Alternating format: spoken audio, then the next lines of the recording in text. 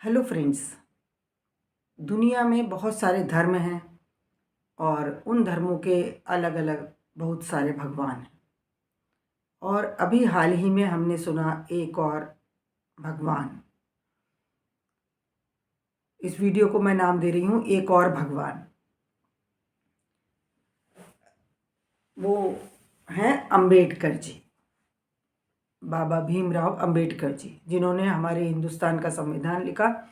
और हमारे हिंदुस्तान के लोग उन्हें बहुत ही सम्मान की दृष्टि से देखते हैं। और एक पूरी कम्युनिटी, जिस कम्युनिटी से वो बिलोंग करते थे, वो उनको भगवान मानते हैं। तो यहाँ एक्चुअली में भगवान क्या है और उनको भगवान मानने से या किसी को भी भगवान मानने से क्या फ़ायदे हैं, क्या नुकसान हैं, इस डिटेल में हमें जाना पड़ेगा। तो एक तो उस कम्युनिटी की ये शिकायत है कि भाई जो हिंदुइज्म है, जहाँ मूर्तियों की पूजा की जाती है, देवी देवताओं की पूजा की जाती है, तो उन देवी देवताओं ने हमें क्या दिया और हमारे ऊपर इतना अत्याचार हुआ, तो हमें कोई सुरक्षा प्रदान नहीं की गई, तो हम उनको नहीं मानेंगे।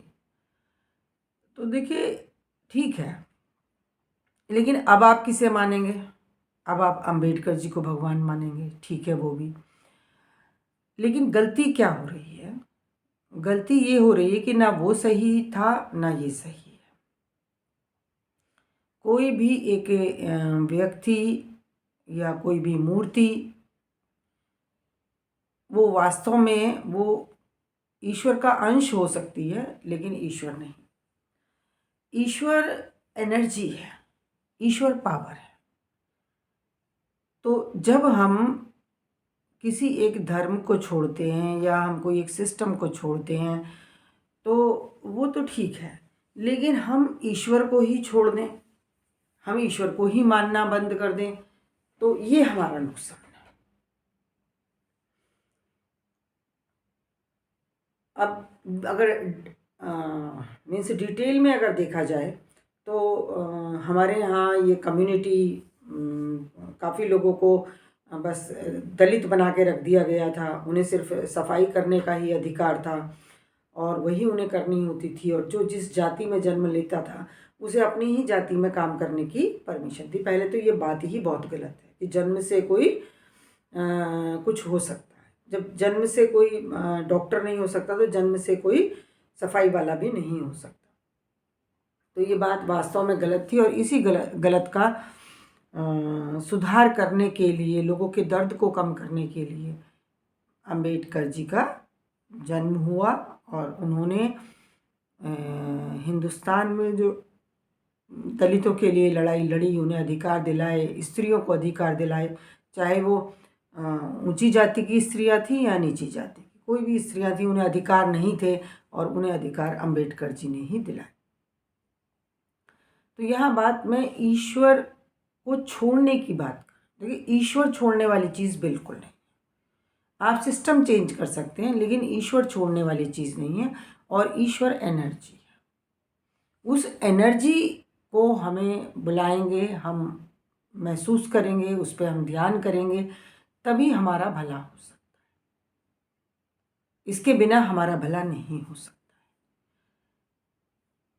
कितना भी हम कोशिश कर लें, जब तक हम ईश्वर में ध्यान नहीं लगाएंगे, तब तक हमारा आध्यात्मिक उन्नति नहीं हो सकती। और ये गलती हम ना करें कि अगर हम किसी कठिन परिस्थिति में रहे हैं, तो हम ईश्वर को मानना ही बंद कर दें कि हमारा ईश्वर ने क्या किया है, मेरा ईश्वर ने क्या किया। ये तो सभी धर्मों में तो कह सकते हैं, इतना मुझे आइडिया नहीं है, बट हमारे हिंदुइज्म में तो मैं बहुत कहते हुए सुनती हूँ कि भला ईश्वर ने हमारा क्या किया। भला जब उस लड़की का रेप हो रहा था, तब ईश्वर कहाँ था? जब किसी पे कुछ अत्याचार हो रहा था, तो वो तब ईश्वर कहाँ था? ये बात हम बहुत सुनने को मिलते हैं। आप वर्क करिए, ईश्वर आके आपके मुंह में नहीं रख देगा।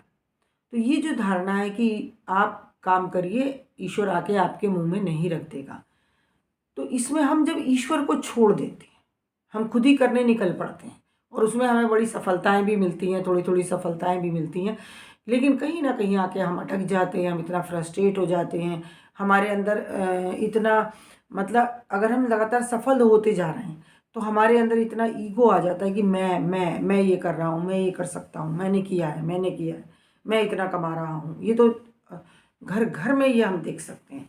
तो ये जो मैं है यही हमें ले डूबता है, क्योंकि हम ईश्वर को छोड़ चुके होते हैं, ईश्वर को नहीं ले रहे होते। हमें ये सिखाया गया काम तुम्हें ही करना है, तुम ही करो।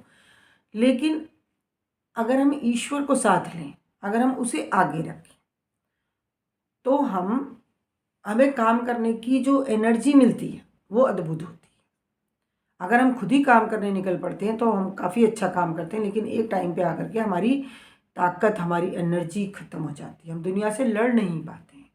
लेकिन अगर हम ईश्वर को सामने रखते हैं तो हम कई गलतियों से बच जाते हैं।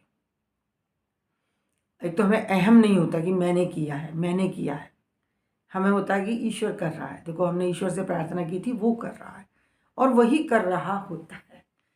तिनका कहते हैं ना, कण कण में ईश्वर विद्यमान है और एक उसके हिलाए बिना एक तिनका भी नहीं हिलता है। तो यहाँ वैसे आज मेन विषय ये है कि किसी भी सिस्टम से नाराज होकर के हमें ईश्वर को नहीं छोड़ना।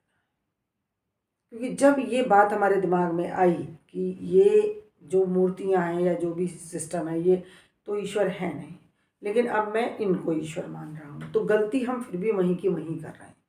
फिर भी हमें उतनी एनर्जी नहीं आने वाली है जितनी हमें चाहिए। चाहे वो हम मूर्ति पूजा कर रहे हैं, चाहे हम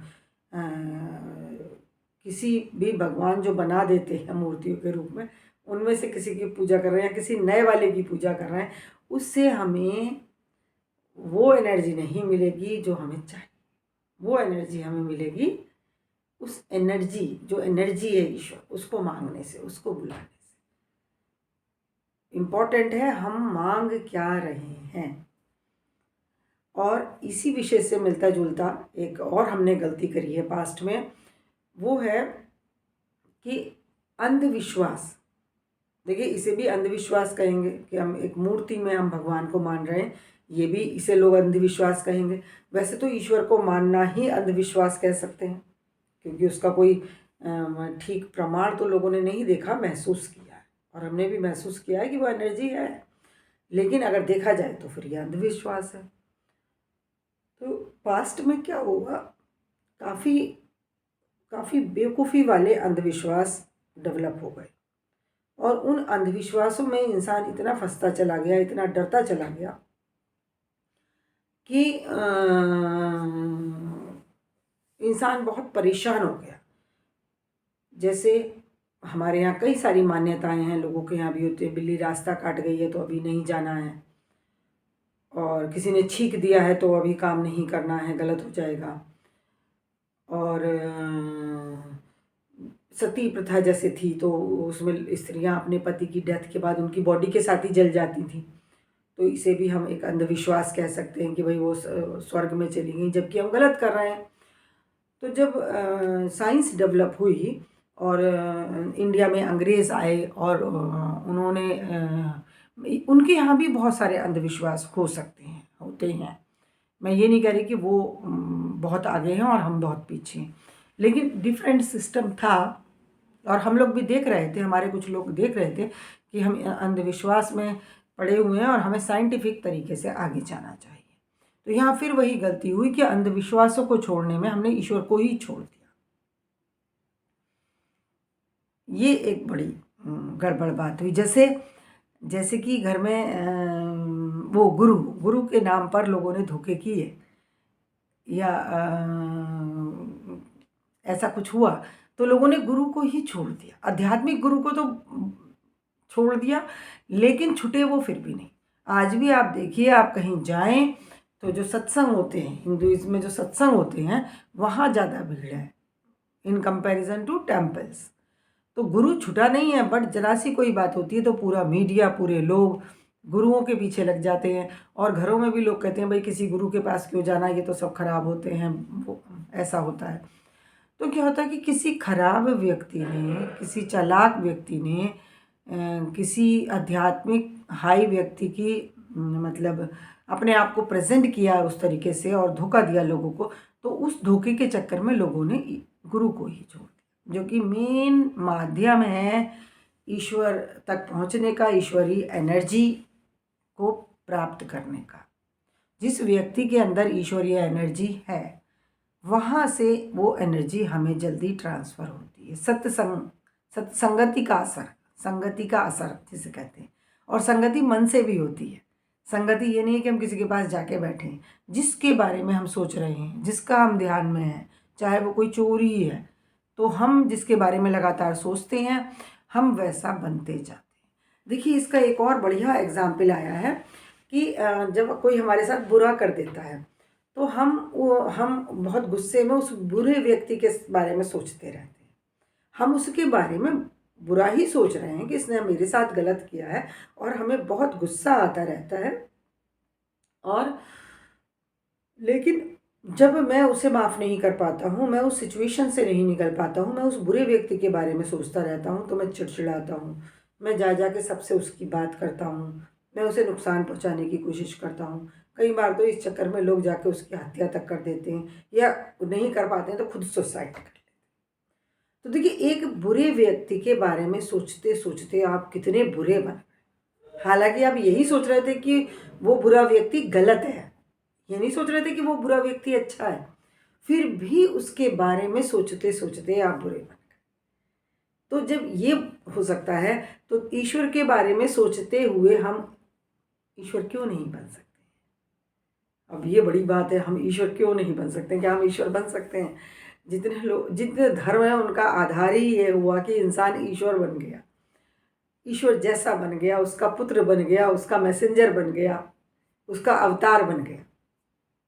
तो ये हुआ ही ऐसे है। तो आप क्यों नहीं बन सकते? आप भी बन सकते हैं, बट मेथड सही होना चाहिए। इस्लाम में जो कहा गया है कि कुछ भी उसके जैसा नहीं है, वो अलग है।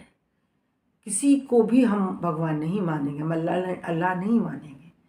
सही बात है, बिल्कुल सही बात है, क्योंकि वो एनर्जी है। आप जिसमें भी उसे देखिए, माँ किसी को मानेंगे तो क्या माँ मिल जाएगी?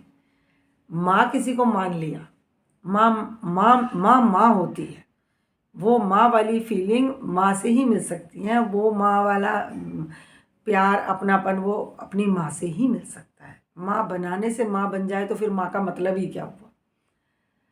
किसी को बेटा बना लिया तो बनाने से बेटा बन जाए तो फिर बेटे का मतलब ही क्या रहा? वो थोड़ा बहुत वैसा हो सकता है, लेकिन एक अनकंडीशनल सपोर्ट, अनकंडीशनल लव जो माँ से मिलता है वो हमें नहीं मिल सकता है। और ये भी हो सकता है कि जिसे हम माँ बना रहे हैं, हम धोखे में रहे हैं, और एंड टाइम पे जब हमें बाद में जाके ज़रूरत पड़े तो पता चला वहाँ से वो सपोर्ट ही नहीं आ रही जो असली माँ से आती थी। तो हम गलत फहमी में गलत इंसान की पूजा करे जा रहे थे, उसको सपोर्ट कर रहे थे, उसको अपनी तनख्वाह ला के दे रहे थे। वो देखिए, कई बार होता है ना कि फिल्मों में दिखाते सौतेला बेटा है, स्टेप सन है, तो वो बहुत मानता है, बहुत करने की कोशिश करता है, लेकिन उसे अधिकतर एक्सेप्टेंस नहीं मिलती है। तो ये एनर्जी है, ईश्वर एनर्जी है, और हमें वो एनर्जी चाहिए, तभी हमारे जीवन की समस्याएं खत्म होंगी। वो एनर्जी आकर ही हमें दिखाएगी क्या सही है क्या गलत है, हमें रोकेगी, हमारा अंदर से ठीक करेगी। सबसे ज़्यादा आज इंसान परेशान है अपने अंदर, उसके अपने अंदर इतनी बीमारियां होती जा रही हैं, टेंशन होती जा रही है, क्योंकि वो ईश्वर की कमी उसके अंदर हो रही है। तो यहाँ मेन जो बात मैं कर रही हूँ वो वही है कि अंधविश्वासों को छोड़ते छोड़ते हमने ईश्वर को ही छोड़ दिया। जब अंग्रेज़ आए, साइंस इतनी डेवलप हुई, और उसके बाद से हमें एहसास हुआ कि हम सही नहीं कर रहे हैं, तो हमारे लोगों ने चलाया कि भाई साइंस को माने, आप अपना काम करें, साइंस को माने, ये सब अंधविश्वास छोड़ दो, कोई नहीं। तो हमने देखा बचपन में कोई हमारे घर में बहुत ज़्यादा पूजा पाठ नहीं होता था, और ना ही कहीं ऐसा विश्वास था कि कोई ईश्वर नाम की कोई चीज़ है, ऐसा कुछ नहीं था। बस ट्रेडिशनल तरीके से थोड़ा बहुत हम बच्चे थे तो हमें अच्छा लगा, हमने शाम में आरतियाँ वगैरह करना शुरू करा, बट अंदर से लगता था कि ये तो पता नहीं कहाँ क्या है, और हम तो आज के ज़माने में हमें तो कुछ मतलब हमारे सोच में भी कहीं दूर दूर तक भी नहीं था कि ईश्वर जैसी कोई चीज़ है। तो कभी हमें ना हमारे पेरेंट्स ने कभी हमें फ़ोर्स किया, ना हमने अपने बच्चों को बचपन में ये फ़ोर्स किया। वैसे तो आज तक भी फ़ोर्स नहीं किया कि आप ये धर्म को फॉलो इस तरीके से करें। वो जो थोड़ा बहुत हमें हमारे यहाँ मंदिर में जो पूजा की जगह होती है वहाँ पे कुछ आरतियाँ वगैरह बोलते थे, तो वो हम ही रेगुलर नहीं बोलते थे, तो बच्चों से क्या कहना, क्योंकि हमें अंदर से खुद ही बहुत ज़्यादा उसमें विश्वास नहीं था। यही था कि भाई अपना काम करो आगे बढ़ो, अपना काम करो आगे बढ़ो। लेकिन मन मन शांति में नहीं था, मन में बड़ी तकलीफ़ें आती थी। किसी ने हमें कुछ कह दिया और हमारे साथ कुछ हो रहा है तो मन हमारा तकलीफ़ में तो आता था। फिर धीरे धीरे जब हमें ये नया सिस्टम मिला हार्टफुलनेस का, ध्यान का, अंदर से कहीं इच्छा थी, अंदर से कहीं इच्छा थी कि ये ध्यान क्या होता है और संध्या क्या होती है। संध्या मतलब शाम की पूजा पाठ कुछ ऐसा, वो क्या होता है, और तपस्या कैसे लोगों ने करी, उन्हें क्या मिला, इस तरह के क्वेश्चंस दिमाग में थे। और यही वजह है कि मैं अपने को अगर कहूँ कि मुझे आध्यात्मिक डेवलपमेंट मिला और मैं अध्यात्म से जुड़ी, मैं मेडिटेशन से जुड़ी, तो शायद मेरे दिमाग के क्वेश्चंस थे, क्योंकि दिमाग से ही, विचार से ही ईश्वर बंधा। ईश्वर आपको किसी भी विचार से ईश्वर से आप कनेक्ट हो सकते हैं। जैसे ध्रुव कनेक्ट हुए कि भाई मुझे ईश्वर की गोद चाहिए। मेरे दिमाग में था कि ध्रुव ने तपस्या, ये बहुत अजीब बात है कि बहुत छोटी अवस्था में, जब मुझे शायद ठीक से शब्द भी पढ़ना नहीं आता था, वर्ड्स भी पढ़ने नहीं आते थे, तब किसी ने मुझे ध्रुव की कहानी सुनाई। और मुझे वो सुन के मैं दिन भर, एक दिन में मेरे दिमाग में पूरे ये चलता रहा कि ध्रुव कहाँ जंगल गए, उन्होंने कैसे तपस्या करी, हम कैसे तपस्या करें, हम कहाँ जंगल जा सकते हैं। जंगल में जाना तो बहुत मुश्किल है। तो मुझे याद है मैं अपनी एक बुक ली और मैं बस उसको बैठ के ठीक से पढ़ नहीं पा रही थी, बट मैं उसे पढ़े जा रही थी। मुझे लग रहा था यही तपस्या हो रही है। और उसके बाद जीवन एक तपस्या की तरह ही गुजरा। और आज जो वो ज्ञान मिला तो लगा कि हमें वो मिल गया। तो वो देखिए किसी भी विचार से मिल सकता है, अगर वो विचार इस तरफ हमें ले जाता है। तो यहाँ आज का विषय ये है कि एक और भगवान बना देने से समस्या सुलझेगी नहीं, क्योंकि जो हम लोगों को भगवान बना दे रहे हैं उससे थोड़ा फ़ायदा हो सकता है। किसी को माँ मान लेने से थोड़ी देर के लिए फ़ायदा हो सकता है, थोड़ी देर के लिए गलतफहमी में रह सकते हैं, लेकिन फिर आखिर में आकर के जब हमें पता चलेगा कि उस ज़िंदगी भर वो मुझसे मेरी सैलरी लेती रही और लास्ट में उसने कहा कि भाई तुम जाओ अपना देख लो, या उसके बच्चों ने कह दिया कि भाई अब जाओ तुम अपना देख लो हिसाब किताब, तो मैं कितने तकलीफ़ में आ जाऊँगा। तो ईश्वर, अल्लाह, गॉड वो एनर्जी है। और किसी भी अंधविश्वास को छोड़ने के चक्कर में हमें ईश्वर को नहीं छोड़ना है। और ये एक गलती है कि ये सिस्टम छोड़ा, ये भगवान छोड़े, तो ये भगवान पकड़ लिए। भगवान एक ही है, वो एनर्जी है, उसे ही बुलाना है, ईश्वर में मिलन ही मांगना है, उसी से हमारा भला होगा। वो एनर्जी हमारे अंदर बढ़ेगी तभी हमारा भला होगा। इसमें कई लोग ऐसा भी बोलते हैं कि भाई मैं तो ईश्वर से कुछ मांगता ही नहीं, हम ईश्वर से कुछ नहीं मांगते, हम सिर्फ उसको धन्यवाद करते हैं। वो भी अच्छा सिस्टम है, धन्यवाद करते हैं, लेकिन वो कम है। देखिए जिसने ईश्वर को मांगा उसे ईश्वर मिला, ये चीज़ें समझनी बहुत ज़रूरी हैं। एक व्यक्ति हैं जो मेरी वीडियो सुनते हैं और इस तरफ आ भी रहे हैं, फिर भी इतनी बार बोलने के बाद भी अभी पॉइंट उनकी समझ में नहीं आया, और मेरे से बात हुई तो बोले भाई चलो बैठना तो चाहिए, कैसे भी बैठ जाओ, बैठेंगे तो कुछ तो होगा। ऐसा नहीं होगा, बैठेंगे तो कुछ नहीं होगा, कुछ उतना नहीं होगा, क्योंकि आप मांग क्या रहे हैं, आपके दिल में क्या है, चाहत क्या है, वही उसके बिना काम नहीं चले। अगर आप ध्यान में बैठ गए, मान लीजिए, या आप किसी भी तरीके से आप पूजा पाठ कर रहे हैं, लेकिन आप मांग क्या रहे हैं, आप चीज़ें मांग रहे हैं, आप नौकरी मांग रहे हैं, आप बेटा मांग रहे हैं, तो ये बहुत कम है। इससे आपके अंदर अंदर की बीमारी ठीक होने वाली नहीं है। आपके अंदर क्या चल रहा है वो ठीक होने वाला नहीं है। बीमारी ठीक करने के लिए भी जब आप प्रार्थना करते हैं तो कभी कभी ठीक हो भी जाती हैं, लेकिन उस बीमारी का कारण क्या है उसे तो हम ठीक नहीं कर रहे हैं। बीमारी का कारण है टेंशन, जो मैंने कल की वीडियो में यही बनाई है कि बीमारी का कारण है टेंशन। तो हम बीमारी ठीक करने की प्रार्थना कर रहे हैं, हम ये नहीं प्रार्थना कर रहे हैं कि हमारी टेंशन दूर हो। और अगर टेंशन दूर करने की प्रार्थना कर रहे हैं ईश्वर से कि हे भगवान मैं बीमार हो गया, मुझे हार्ट अटैक होने वाला है या हो गया है, तो मुझे आप टेंशन ना हो। तो टेंशन क्यों हो रही है? वो आपके अंदर ठोसता भरी हुई है, उसे आप निकाल नहीं रहे हैं, ईश्वर को आप बुला नहीं रहे, तो वो चाह के भी नहीं कर पाएगा। कि आप एक कमरे में बैठे हुए हैं, वहाँ कोई बहुत गंदगी है, तो ना तो आप गंदगी हटा रहे हैं, ना आप उस कमरे से जा रहे हैं, और फिर आप कह रहे हैं कि भाई मम्मी ये बदबू बंद कर दो, मम्मी ये बदबू बंद कर दो। तो वो कैसे बंद करेंगी ये बदबू? समझिए आप इस चीज़ को, बहुत गहरी चीज़ है। तो ईश्वर से ईश्वर को बुलाना, ईश्वर से ईश्वर को मांगना, ईश्वर में मिलन हो हमारा।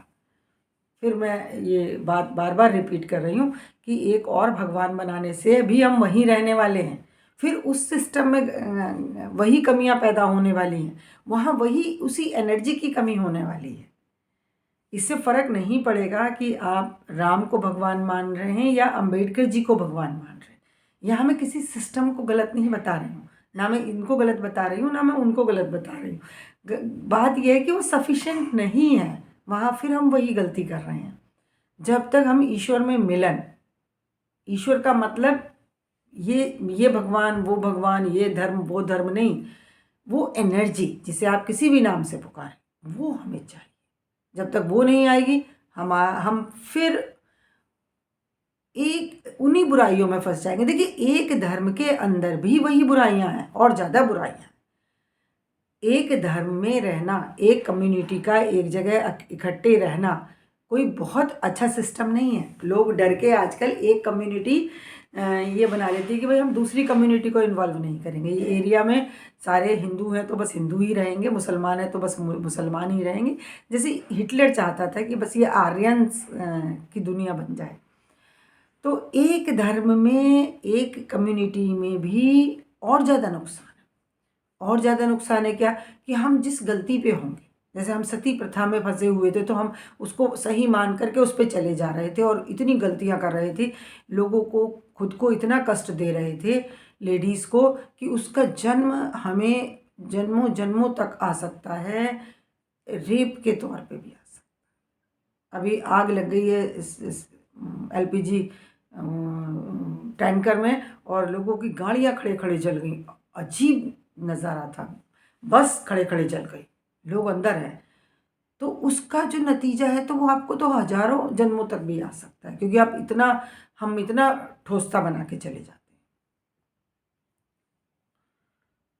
तो उससे काम नहीं चल रहा, उससे हम गलतियां कर रहे हैं। तो मैं ये बोल रही थी कि हम सोचते हैं हमारी कम्युनिटी, तो उस कम्युनिटी के अंदर जो गलतियां हो रही हैं उनका क्या होगा?